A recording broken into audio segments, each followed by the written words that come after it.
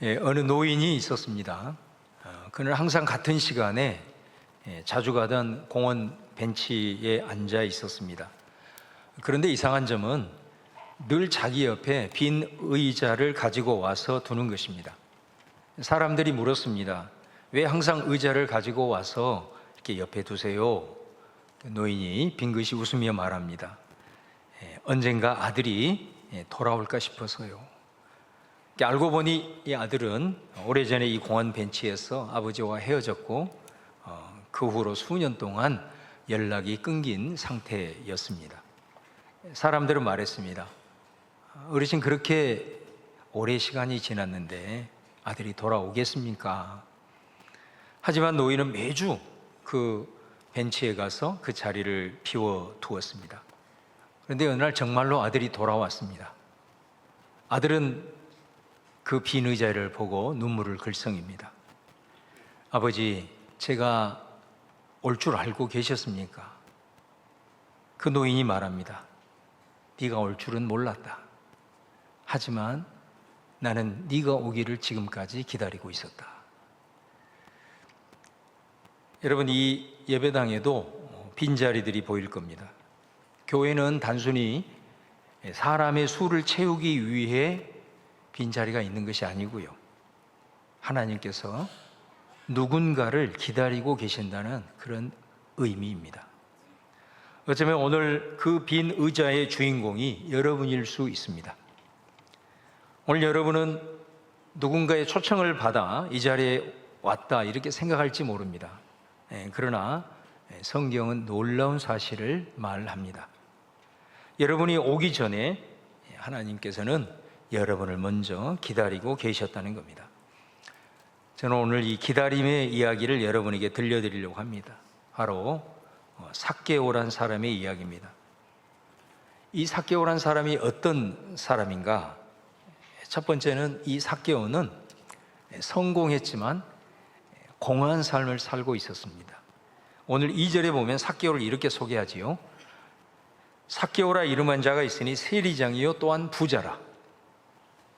세리도 아니고 세리장입니다. 오늘로 얘기하면 국세청의 고위 공무원입니다. 돈을 많이 번 그런 부자입니다. 그런데 참 이상합니다. 3절 4절을 제가 다시 읽어드리면, 그가 예수께서 어떤 사람인가 하여 보고자 하되 키가 작고 사람이 많아 할 수 없어 앞으로 달려가서 보기 위하여 돌 모아가 나무에 올라가니 이는 예수께서 그리로 지나가시게 되미러라. 모든 것을 가진 사람이 왜 예수를 보기 위해서 나무 위에 올라갔을까요? 그의 신분과 위치를 고려해 보면 체면상 이게 말이 안 되는 일입니다. 본문은 그 이유를 직접적으로 설명하지는 않지만 사실 그의 행동 안에 이미 담이 있습니다. 그는 부자였지만 만족함이 없는 인생이었습니다. 다른 사람이 보기에는 성공한 듯 보였지만은 공허한 그런 삶을 살고 있었습니다. 사실 오늘날도 마찬가지거든요. 좋은 직장, 또 사회적인 위치, 자녀의 성공, 안정된 생활, 이런 것들이 순간순간 일시적인 기쁨과 보람은 줄 수 있어도 내 인생의 진정한 의미는 결코 주지 못합니다. 그래서 고백록의 저자인 그 유명한 세인트 어거스틴이 이런 고백을 했습니다. 주님, 우리 마음은 주님 안에서 안식하기까지 쉼을 얻지 못합니다. 이 무슨 말입니까? 우리들의 삶의 가장 깊은 갈증은 오직 우리의 주님 되신 하나님만이 채울 수 있다라고 하는 유명한 고백입니다. 두 번째로 삭개오는 열등감을 갖고 있었습니다. 3절에 보면 그가 예수께서 어떠한 사람인가 하여 보고자 하되 키가 작고 사람이 많아 할 수 없어. 삭개오는 키가 작았습니다. 그냥 작은 게 아니라 많이 작은 것 같아요.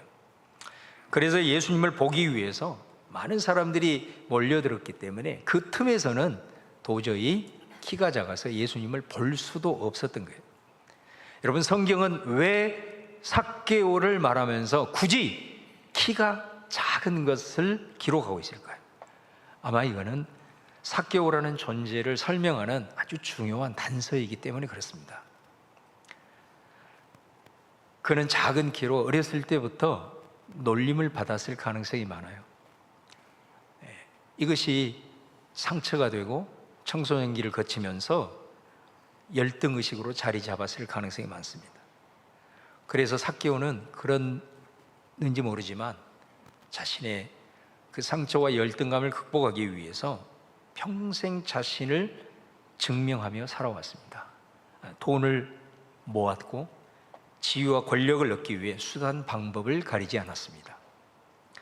이처럼 여러분, 과도한 성공욕 뒤에는 열등감이 자리 잡는 경우가 종종 있습니다. 그것을 가릴 무언가가 필요하고요. 그래서 그것에 집착을 하는 거죠. 더 이상 무시당하고 싶지 않고 인정받기를 원하고 자기의 가치를 반드시 증명하고자 하는 것입니다. 이처럼 어린 시절의 어떤 상처나 부모와 배우자에게 받은 상처, 또 살아오면서 실패했던 기억, 누군가로부터 버림받은 경험, 오늘날에도 많은 이들이 이런 상처로 인한 열등감에 시달리면서 그것을 극복하기 위해서 몸부림치면서 살아가고 있는 것입니다. 세 번째로 삭개오는 외로운 사람이었습니다. 여러분, 삶의 가장 큰 고통 중에 하나는 외로움입니다. 삭개오는 사람들에게 둘러싸여 살았습니다. 매일 수많은 사람을 만났습니다. 돈도 있었습니다. 그러나 삭개오에는 친구가 없었습니다. 사람들에게 신뢰를 얻지 못했습니다. 본문 7절에 보면 무사람이 보고 수군거려 이르되 저가 죄인의 집에 들어갔도다. 사람들은 삭개오를 보고 수군수군거려요. 심지어 삭개오를 이름을 부르지 않고 죄인이라고 부릅니다. 삭개오는 그 여리고라고 하는 도시 속에 홀로 성에 갇힌 그런 사람, 군중에 둘러싸여 있지만 어느 누구도 그에게 다가오지 않는 참 외롭고 고독한 인생이었습니다. 여러분, 우리의 삶에 있어서 이 고독의 문제는 정말 심각한 것입니다. 2023년에 미국의 공중보건서비스국에서 보고서를 작성했는데 이 외로움과 고립감은 매일 담배 15개비를 피는 것과 같은 수준의 위험이다. 그래서 조기 사망 가능성, 심장병, 뇌졸중 위험도를 30% 증가시킨다라고 보고를 했습니다. 그래서 이 연구를 통해서 고독이라고 하는 것은 비만이나 약물 중독과 같은 공중보건 문제로 다뤄야 한다, 그렇게 보고를 했습니다. 여러분, 오늘날 우리 한국 사회도 보면은 1인 가구가 가장 큰 비율을 차지합니다. 예전에는 4인 가구가 기본이었는데 1인 가구가 40%를 넘어서고 있습니다. 그만큼 우리 사회도 이제는 외로움에 점점 더 노출이 되고 있다라는 것을 의미하죠. 이것을 해결하기 위해서 어떤 사람은 반려동물을, 또 어떤 사람은 SNS에 더 집착합니다. 미국의 퍼듀 대학교 연구팀이 이 반려동물과 스트레스 및 외로움과의 상관관계를 연구를 해서 발표를 했습니다. 결과는 뭐냐? 반려동물을 키운다고 해서 직장 관계에서 당하는 스트레스와 가정 관계의 결핍으로 인한 정서적인 외로움을 완화시키지 못한다라는 것이 연구 발표였습니다. 어느 정도 반려동물과 함께 살면서 어느 정도는 해결할 수 있어도 결정적인 고독과 외로움의 결핍의 문제는 절대 해결할 수 없다라는 보고였습니다. 목회 데이터 연구소에서 10대와 30대의 삶의 만족도를 조사했어요. 왜냐하면 10대와 30대는 85% 이상이 거의 매일 휴대폰을 가지고 SNS에 빠져 있기 때문에 그렇습니다. 그런데 놀라운 결과가 우리가 생각하는 수준을 넘어요. SNS를 많이 사용할수록, 많이 사용하는 청소년, 청년들일수록 삶의 만족도는 떨어진다는 결과였습니다. 여러분, 이런 현상들을 종합해 볼 때 이 시대는 외로운 삭개오를 계속해서 양산하고 있다라고 하는 사실을 우리는 부인할 수가 없습니다. 삭개오는 성공했지만 공허했고, 어려서부터 가지고 온 상처로 인한 열등감을 가지고 있었고, 또 많이 외로운 사람이었습니다. 그런데 삭개오는 주저하지 않고 어떤 모습으로든 이걸 돌파하고 싶었습니다. 자, 그렇게 평생을 살아왔어요. 그런 찰나에 당시 유대 사회에 모르는 사람이 없을 정도의 예수님에 대한 소문이 퍼져 있었어요. 그런데 그 예수님이 자기가 살고 있는 여리고를 지나간다는 소문을 듣게 됩니다. 그래서 이 삭개오는 소문으로만 듣던 예수님을 만나고 싶은 갈망이 생겼어요. 그래서 그 예수님을 보려고 나갔는데 너무나도 많은 군중들 앞에서 키가 작아서 도저히 제가 볼 수 없는 거예요. 그래서 포기하지 않고 앞으로 달려갑니다. 그래서 예수님이 오실 그 길목 위에 있는 나무 위에 올라가는 겁니다. 4절 말씀에 앞으로 달려가서 보기 위하여 돌 무화과 나무에 올라가니 이는 예수께서 그리로 지나가시게 됨이라. 여러분, 여기에서 삭개오가 예수님을 보기 위해서 올라간 이 돌 무화과 나무, 이거 우리가 그냥 지나칠 수 없는, 이것이 가지고 있는 중요한 의미를 우리는 몇 가지 살펴볼 수가 있습니다. 사실은 돌 무화과 나무는 삭개오가 인생의 그 목마름을 해결하기 위한 어떤 무엇을 의미하고 있습니다. 삭개오는 겉으로 보면 부족함이 없었어요. 지위도 있었고 부자였어요. 그런데 그가 나무 위로 올라갑니다. 이건 오늘 우리들의 모습일 수가 있다는 거예요. 여유가 있지만은 왠지 허전해요. 사람들은 많은데 그 속에서 외로움을 느껴요. 웃는 것 같은데, 낄낄거린 것 같은데 내 안에는 행복감이 없어요. 그래서 사람들은 저마다의 돌 무화과 나무에 오르는 것입니다. 어떤 사람은 여행을 통해서, 어떤 사람은 취미를 통해서, 어떤 사람은 자기 개발을 통해서, 어떤 사람은 종교를 통해서 이 목마름을 해결하려고 합니다. 이 모든 것의 밑바닥에는 자신의 삶 속에서 좀 더 나은 의미를 찾고자 하는 그런 몸부림이 사실은 깔려 있는 것입니다. 이것이 삭개오로 하여금 돌 무화과 나무에 올라오게 하는 이유였다라는 거예요. 삭개오는 예수님을 만나서 말이라도 한번 내가 꼭 걸어봐야 되겠다, 이런 확신이 있었던 것은 아닙니다. 그냥 한번 보고 싶었어요. 예수님을 만나서 내가 무언가를 예수님을 통해서 이루어야 되겠다라고 하는 그런 기대를 하기에는 너무나도 사람들이 많아서 예수님을 둘러싸고 있었어요.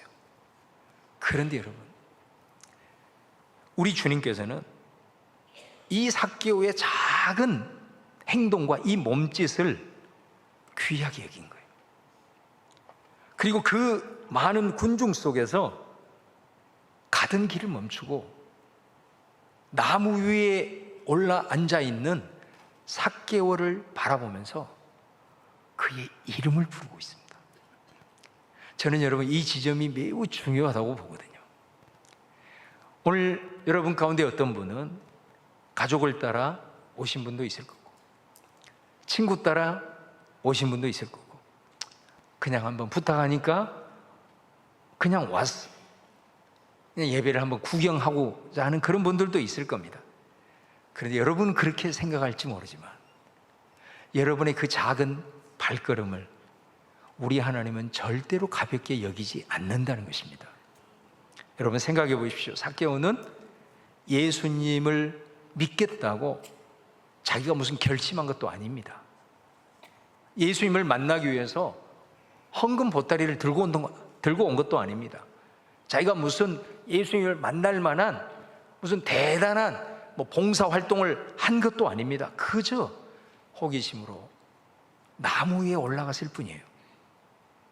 오늘 여러분이 이 자리에 오신 것은 그런 의미에서 단순한 사건이 아니다 이 말이죠. 여러분은 작게 생각할지 모르지만 하나님은 여러분을 돌 무화과 나무에 오른 삭개오로 여기고 계신다 이 말이에요. 여러분은 교회를 혹은 예수님이 어떤 분인지, 이 예배는 어떻게 드리는지 구경하러 오실 수도 있지만, 사실은 예수님은 여러분들이 이미 이곳에 오기 전에 여러분의 이름을 아시고 여러분을 만나기 위해서 기다리고 계셨다는 것을 꼭 기억할 수 있기를 바랍니다. 흥미로운 것은 삭개오가 나무 위에 머물러 있지 않았다는 겁니다. 예수님도 그냥 지나치지 않았어요. 예수님의 시선이 돌 무화과 나무에 올라가 있던 삭개오를 향하십니다. 그리고 말씀하세요. 5절에 보면 예수께서 그곳에 이르사 쳐다보시고 이르시되 삭개오야 속히 내려오라. 내가 오늘 네 집에서 머물러야 하겠다. 주님의 목적은 뭐냐면은 돌 무화과 나무가 아니라 삭개오와의 만남이었어요. 마찬가지입니다. 교회가 목적이 아닙니다. 오늘 예배 참석 자체가 목적일 수 없습니다. 이 모든 것은 돌 무화과 나무일 뿐입니다. 궁극적인 목적은 뭐냐? 여러분과 우리 예수님이 만나는 것입니다. 돌 무화과 나무에 오른 삭개오를 부르듯 그 나무 안에서, 그 나무 아래에서 우리 예수님께서 저와 여러분을 부르고 계십니다. 내려오라고. 내가 오늘 네 집에 유하여야겠다고. 여러분, 예수님이 가던 길을 멈추고 삭개오를 바라보고 삭개오 이름을 불렀을 때 삭개오가 어떻게 하느냐? 6절에 보면 급히 내려와 즐거워하며 영접했다. 예수님을 모셔드린 것입니다. 그리고 예수님 자기 집으로 모시고 갔어요. 오늘 여러분에게 간절히 바라기는 이 은혜가 오늘 이 자리에 앉아있는 모든 분들에게 임하기를 주님의 이름으로 축원을 드립니다. 그런데 이 모습을 본 사람들이 어떻게 반응했냐? 7절에 보시면 못사람이 보고 수군거려 이르되 저가 죄인의 집에 유하러 들어갔도다. 거기 모여있는 무리들은 삭개오를 보면서 죄인이라고 말해요. 삭개오를 보면서 그가 지금까지 자기 민족에게, 자기네들에게 지었던 그 죄를 보고 있습니다. 그러나 우리 예수님은 그의 죄를 보지 않아요. 삭개오라고 하는 그 존재 자체를 있는 모습 그대로 바라보는 거예요. 군중은 삭개오의 과거의 모습을 보고 있습니다. 그러나 예수님은 앞으로 변화될 삭개오의 미래를 보고 계세요. 이게 우리를 바라보시는 예수님의 마음이에요. 군중은 삭개오를 죄인이라고 불렀어요. 그러나 예수님은 처음부터 삭개오야. 이 이름을 불렀다라고 하는 것은 그 인생 속에서 의미로 다가오셨다라는 의미입니다. 여러분, 이것이 이 예수님의 모습이 오늘 말씀을 통해서 여러분에게 전하고자 하는 복음, 기쁜 소식입니다. 사람들은 우리의 과거를 보고 우리의 연약한 모습을 보고 평가하고 정죄하기까지 합니다. 심지어 삭개오를 찾아오시고 삭개오와 함께 가시는 예수님까지도 비난합니다. 저가 죄인의 집에 함께 들어가고 있다고. 그런데 우리 예수님은 그 무리들의 비난을 감수하십니다. 그러면서도 삭개오의 손을 잡고 삭개오의 집에 들어갑니다. 그리고 예수님이 뭐라고 말씀하시냐? 10절 말씀에 인자가 온 것은 잃어버린 자를 찾아 구원하려 함이라 말씀하십니다. 여러분, 우리 마가복음 2장에 보면 이런 내용들이 있거든요.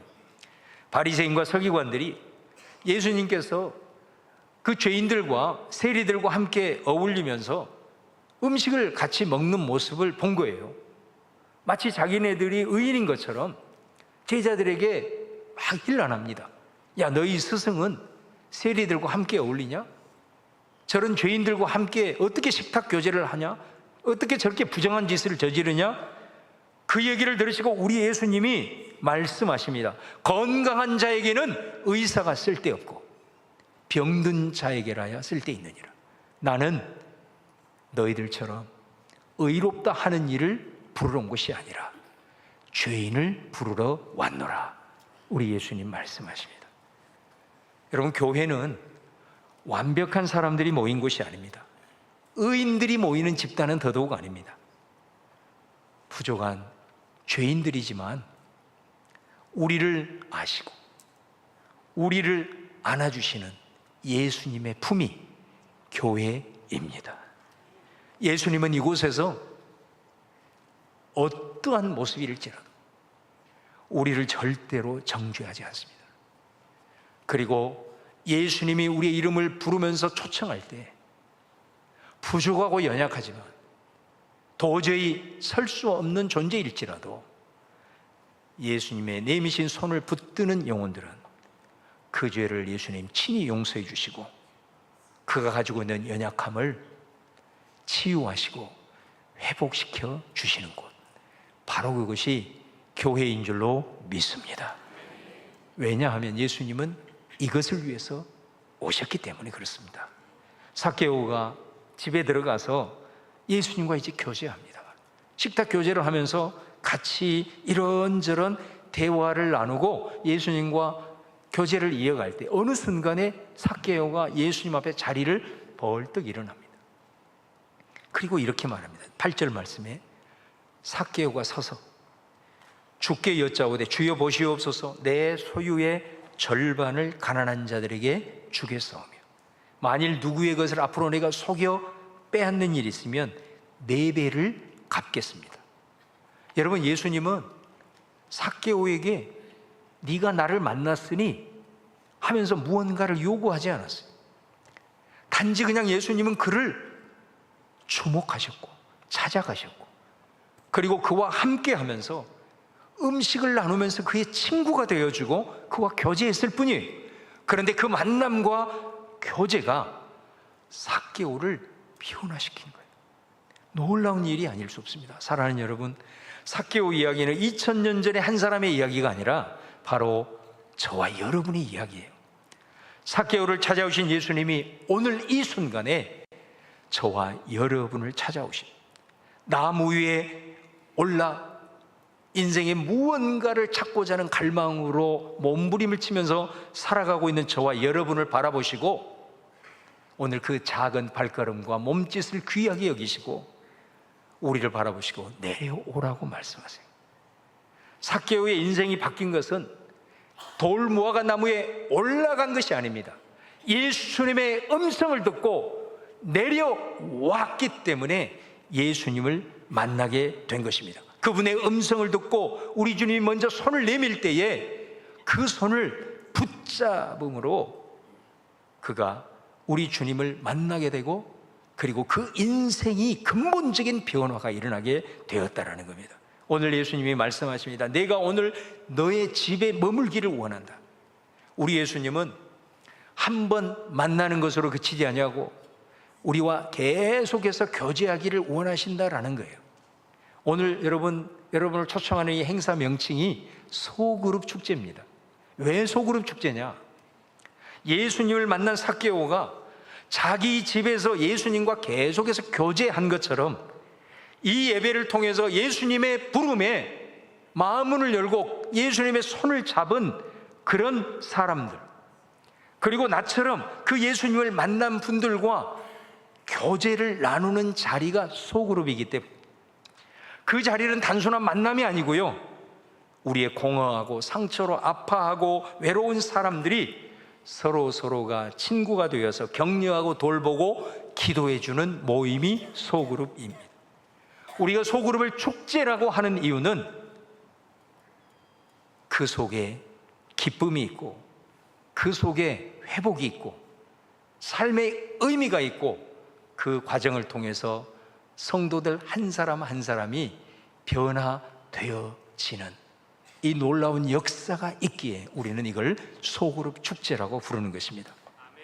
우리가 이 축제에 여러분을 초대하는 것은 이 예배를 통해서 예수님을 만난 여러분 한 사람 한 사람이 소그룹을 통해서 하나님이 예비하신 그런 복을 누리고 공동체를 통해서 누릴 수 있는 것을 진짜로 경험하고 그래서 내 인생이 어떻게 아름다운 모습으로 변화될 것인지 본향교회는 만반의 준비가 되어 있다는 겁니다.